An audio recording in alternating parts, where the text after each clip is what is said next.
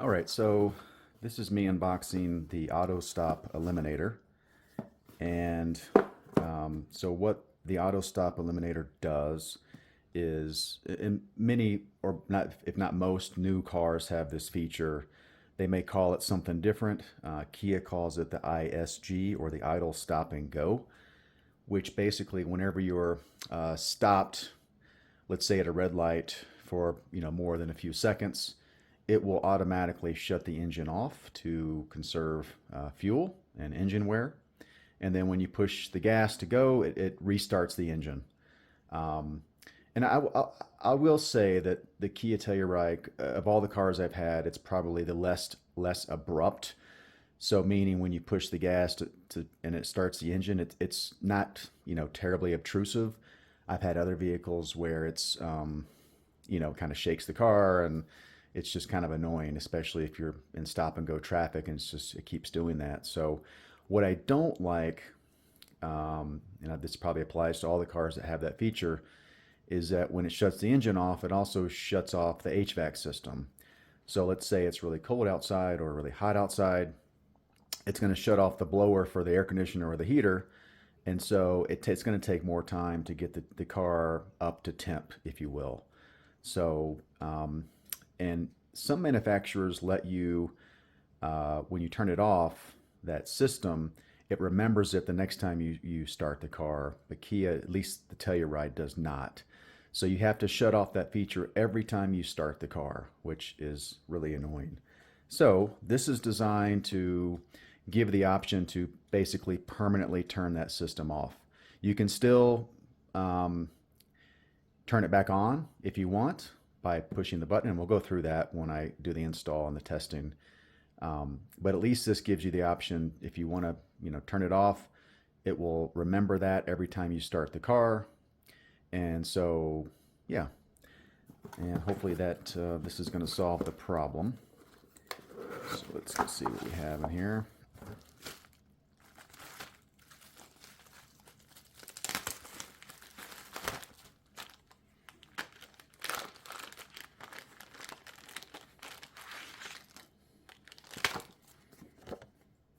Right, and there is a instructions as well as a video on the autostopeliminator.com website, which I did watch, and it looks fairly easy to do.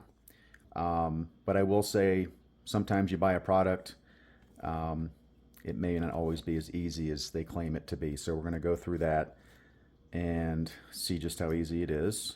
As far as what's included, pretty simple. You've got the main harness.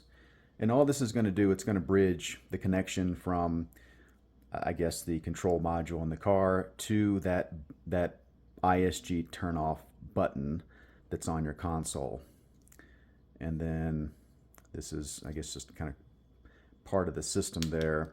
And it's my understanding from the video that the two zip ties are for attaching this to the console itself, so it doesn't, rattle and move around too much. But we'll take a look at that. But pretty simple. Again, the installation looks like it's going to be pretty easy. Let's hope it does. So let's go install it, and then we'll give it a test. All right. So the first step is to get this console piece off, or at least popped up where you can get underneath. So the first thing you'll do is put down the armrest. Now, I'm sure you can just pry this up a little bit. It would be fine. I'm going to use a little interior removal tool. You can get these on Amazon for just a few bucks. And it's just a soft plastic. The idea is this plastic is softer than this plastic.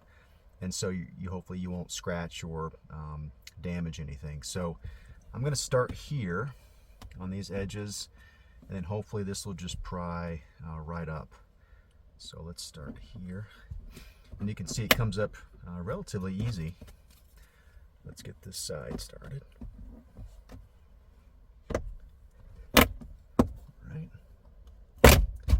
Well, that was actually a lot easier than I anticipated. Great. So the installation video was actually spot on. It was pretty easy. Great. Next thing you have to do is put this in neutral. to get this over the shifter. So to do that, you've got to put this in, I believe, put it, oops, sorry, you don't want to start it. Accessory mode. And then, yeah, put it in neutral, apply the brake, and then hopefully we can get this off here. Perfect. All right, so what I figured out is that when you have it neutral, you turn it off, and you have a door open, it's going to beep at you the whole time. So you have to close the door so it won't beep and annoy you to death. So now that we have this thing popped open, let's see if I can show you. All right, just to show you which one. This is the adapter that we're going to remove here. All right, and that goes to this area here, and here's that ISG off button there, right? So we're going to pull this off, and there's a little tab in the front. You're going to push that tab in and then pull, just like that. Perfect. All right, let me see if I can get a better angle, and we'll install the bridge. All right, so now we have the adapter or bridge, whatever you want to call it, and we need to connect this is probably from the control module to the switch plate here.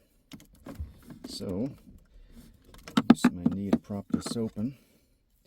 All right, so we have the female end to the male end.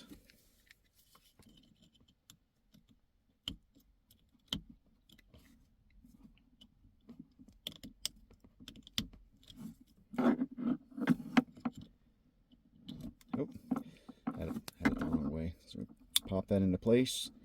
Perhaps, hopefully you heard that click, but there's a nice clicking sound, and it is in there very snugly. Now, and I'm sorry, I know you can't quite see it, but the female end of the switch is here. Plug the male end of the adapter there. Make sure you have it the right way. All right. Hopefully you heard that click. Nice and secure. Excellent. All right, so now for the zip ties, and probably get away with just using one. I don't think this part's gonna be a problem. It's this thing here, and what they suggest, and I'll move the camera in a second.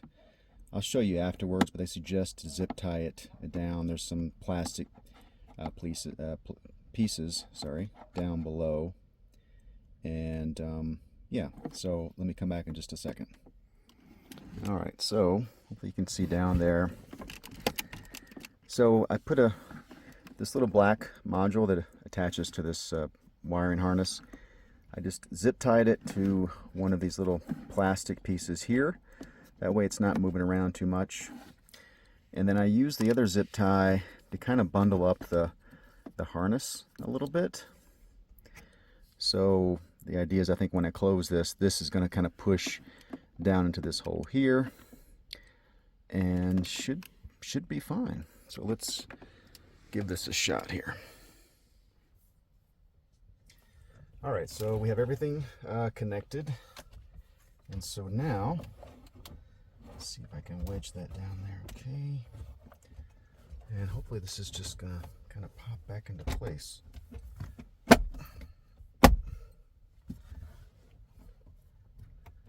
All right.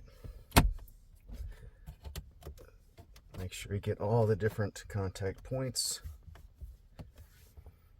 All right. I'll be honest, that was actually much easier than I thought it was going to be. I know earlier I had said maybe you could use one of these tools, but you really don't need it. There's enough flexibility on these endpoints. You should be able just to pry this right up. I'm always just worried I'm going to break something, so I like to use a tool, but you really don't need it. This comes up pretty easy. Attaching was really easy, and closing was easy. So moment of truth. Let's test it out. All right, so let's test this out. First thing I'm going to do is start the car. And I did already put this back into park and accessory mode, so make sure you do that, or else it won't start the car. And you'll notice that, and again, here's the little ISG or idle stop and go off button. So again, I can normally, without the adapter, the Autostop Eliminator, I can push it. It will remember while the car is in that engine cycle. As soon as you stop the car, or sorry, turn off the car, and then restart the car, it's not going to remember that. So you have to turn this button off or on, however you want to think of it, every time you start the car, which is a bit of a hassle because I just don't like that ISG feature.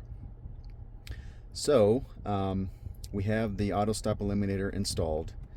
Notice that it's not illuminated, and that's because that the Autostop Eliminator remembers the last option you had chosen. So it's off now, right? Or at least it's not illuminated. Again, it's kind of weird to explain it. I'm going to shut the engine off. I'm going to restart it. See, it's still not illuminated, meaning the ISG is on, right? I come to a red light, I'm there for a few seconds, it's going to shut off the engine, right? It's on. So let's do this. We're going to turn it off. So off, and it's illuminated when it's off. Okay, now we're going to shut the engine off. We're going to turn it back on, and see, it automatically turned it off. So that's the Autostop Eliminator. It's remembering the last option you had. Either you had it on, you had it off. It's going to remember that. We'll do it again. Engine is off. Restart the engine. It's illuminated again. So it's doing exactly what it's designed to do. But what's great about this one is there may be some other ones out there that automatically that turns it off no matter what. This one, you can still turn ISG back on if you want. And I'm going to turn the engine off, turn it back on. And see, the Autostop Eliminator remembered that I wanted it on, right? So let's turn it off. And one more time. Turned it off. So, because it remembered the last option I had chosen. So, my review is that the installation was much easier than I anticipated. I'm always weary when I see a manufacturer's published video makes it something look really easy, and then when you actually try to do it, it's maybe not quite so. But it was very easy. It was easy to get this console off, plug and play as far as the wiring harness, and this went on very well. And then this does exactly what it's intended to do. So at this point, I would highly recommend the product. If you want to check it out, I'll put a link to the website to purchase in the video comment section or the video notes section. But yeah, as of now, it's working flawlessly. And if you have any issues or any questions, feel free to comment below.